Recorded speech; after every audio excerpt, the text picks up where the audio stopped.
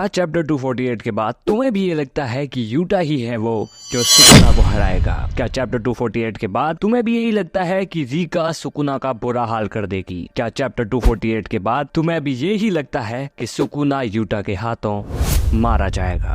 अब देखो, चैप्टर 248 के लास्ट पैनल में हमें ये मालूम पड़ा कि आने वाले चैप्टर में हमें queen Rika versus king of curses Sukuna की फाइट देखने को मिलेगी। अब अगर तुम में से किसी ने चेस का गेम खेला है तो तुम जानते ही होगे कि queen is the strongest piece in chess. यही सुकुना नाम का किंग पीस एक के बाद एक प्यादे को हराए जा रहा है, बट गेम में अब एंट्री होती है क्वीन की। तो क्या क्वीन रिका वो पोटेंशियल रखती है किंग ऑफ कर्सेस सुकुना को हराने का? आओ जानते हैं। तो पहले सारी बातें हम यूटा की साइड की जानते हैं कि क्या यूटा के पास वो पोटेंशियल है भी कि वो सुकुना से लड़ पाएगा। तो देखो, जैसा कि हम जानते हैं कि यूटा के पास कल गेम के दौरान मतलब स्टिल गोजो से ज्यादा कर्स एनर्जी है, साथ ही हैड रिका, तो इसमें कर्स एनर्जी का तो कोई लफड़ा है ही नहीं। यही गोजो, कासिमो एंड हिगुरुमा के एक्स्ट्रा एफर्ट की वजह से सुकुना काफी सारी चीजें पहले ही खो चुका है, एंड इनमें से एक है माओरागा। ऑब्वियसली माओरागा एक गेम चेंजर हो सकता था बिकॉज उसे किसी भी मूव का अडेप्टेशन करने में कोई समय नहीं लगता, but in the current time Sukuna Mahoraga को समन नहीं कर सकता।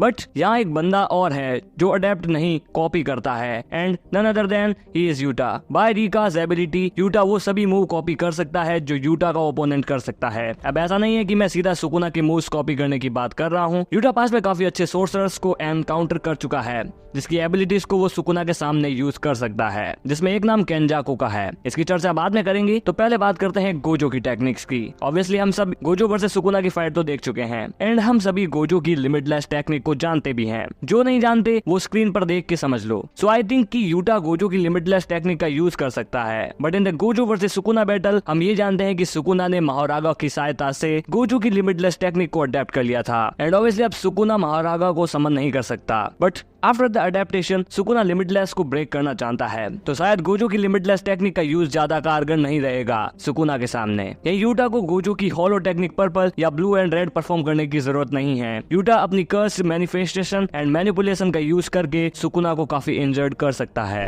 यही अब बात करें इफ यूटा परफॉर्म केंजाकू's टेक्निक तो वो कितनी कारगर रहेगी, तो वो भी बात कर लेते हैं। So here are some best abilities of Kenjaku. First is Uzumaki and second is curse manipulation technique. But wait a second, क्या यूटा इन दोनों में से कोई भी टेक्निक यूज कर सकता है? I don't think so. पहला तो यूटा ने कभी भी केंजाकू को उजुमाकी यूज करते हुए देखा ही नहीं, तो यहाँ कोई सवाल ही नहीं बनता उजुमाकी यूज करने का। बिसाइड्स अगर यूटा गेतो के कारण से कर्स मैनिपुलेशन टेक्निक जानता भी हो, फिर भी वो परफॉर्म उसे नहीं कर सकता। And obviously I don't think so कि गोजो की टेक्निक के अलावा अभी इस दौरान किसी की भी टेक्निक का यूज कर यूटा सुकुना को हरा सकता है। यही सुकुना का पर्सपेक्टिव देखा जाए तो सुकुना हाल फिलहाल लड़ने के मूड में तो नहीं है, बल्कि यहाँ सुकुना तो यूटा को एंज्यूम करना चाहता है। यहाँ सुकुना ने यूटा को पहले ही वार्न कर दिया है कि अगर यूटा मुझे यानी सुकुना को नहीं मार पाया तो वो अपना सब कुछ गंवाने वाला है। इट्स मीन चैप्टर 249 में हमें एक डिफेंसिव एंड 245 में एक अटैकिंग फाइट देखने को मिलेगी, एंड बाकी सब तो गेगे के हाथों में है। तुम्हें क्या लगता है इस वीडियो को देखकर कि कौन जीतेगा, यूटा या सुकुना? अपने ओपिनियन कमेंट सेक्शन में लिख दो। बाकी मैं मिलता हूँ तुमसे अगली वीडियो में। Till then bye.